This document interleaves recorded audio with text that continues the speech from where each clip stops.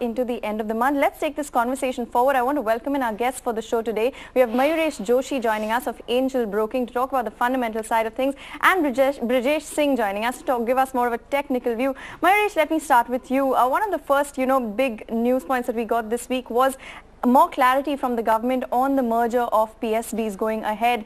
They haven't exactly given us a timeline, nor did they give us the names. Many combinations floating around of will it be like with like, will it be strong with weak. I want to get a sense from how you think investors should take this news, because Bank Nifty did outperform the rest of the markets this week, but overall it's a tough time for banks. So how should investors treat this news?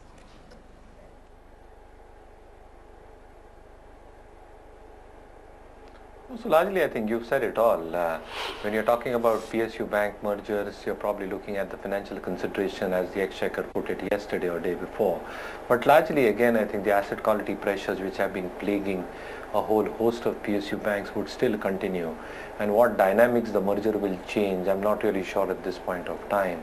Secondly, in terms of the financial swap ratios, I think that's going to be extremely critical in terms of merging weak banks or merger of weak banks, and what purpose does that solve in terms of either provisioning or probably having your asset quality pressures getting stabilized.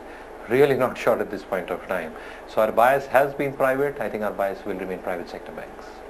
All right, private sector banks really the pick there. Report. Mayuresh, I want to come to you on this. A cabinet reshuffle. We could see key changes in defense ministry, other economic ministries, finance ministry perhaps. Perhaps some new faces like Ashutosh said. How do you think the markets would react to this kind of a reshuffle?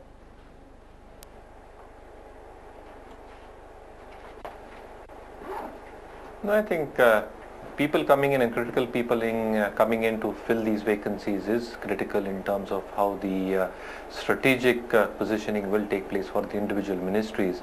But ultimately, I think the government role and aim is very, very clear, specifically when it comes to infrastructure, whether that be roads, power, and the ancillary aspects of that as well. So I think the minister probably who comes in, yes, I think it does create a weightage on the person coming in, but I think the roadmap that the government has laid out is pretty clear. So I think if the government follows the path it has followed, I think the reform processes will continue giving a positive fillip to the market.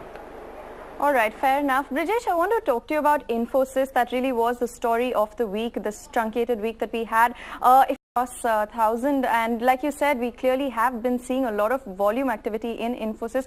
Mayuresh, I want to talk to you about this one because the news flow is just accelerating really. What is your take on the, the reconstitution of the board that is likely? We're hearing that the founders may call for an EGM. How do you see this playing out, and how should investors treat this news?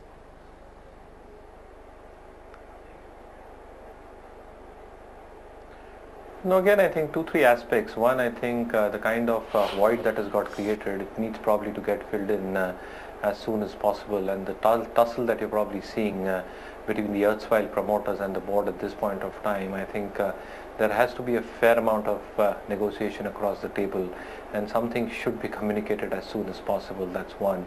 Two, again, in terms of the void getting created in terms of how the customers or the clients will be looking at this entire saga. I think that is something that still remains extremely patchy, because the entire external environment still remains patchy. BFSI contributes 33% to INFI, around 23% comes from manufacturing, and the consumer spending on that front, on the discretionary part, has been extremely sticky. Couple that up with the wage hikes that are expected in Q2, I think the EBIT and EBIT margins are going to come under pressure, with obviously the headwinds that one might also see from the cross-currency impact. The third angle also is about what happens in terms of the litigation that have been filed and the outcome thereof. So I think all these three factors probably creating a huge amount of overhang onto the stock. And again, I think as soon as clarity will emerge on all these three aspects at different points of time in the next 3 weeks or few weeks, I think the stock might react accordingly. The buyback price, in my opinion, is extremely attractive for a retail investor. With that consideration and those points to be kept in mind, my own sense is that I'm still in a wait and watch mode. I'm just looking at the developments at this point of time. But again, structurally, I think the company has delivered over the past few years. It is on a growth path. The kind of products and services that it is probably getting into, and the investments that they're now into digital, I think once all these things are cleared in terms of what has caused an overhang onto the stock, I think things should start looking up. But when that happens, at what timeline, I think these are the things that the markets do not like. So I think wait a watch mode for Infosys, at least from my side, and one really needs to monitor these developments very, very closely. All right, wait and watch mode there from you, Mayuresh. Clearly, that is what a lot of the markets seem to be doing. Thank you both so much for joining in on this show, Brijesh and Mayuresh. Appreciate your perspective. But that's all.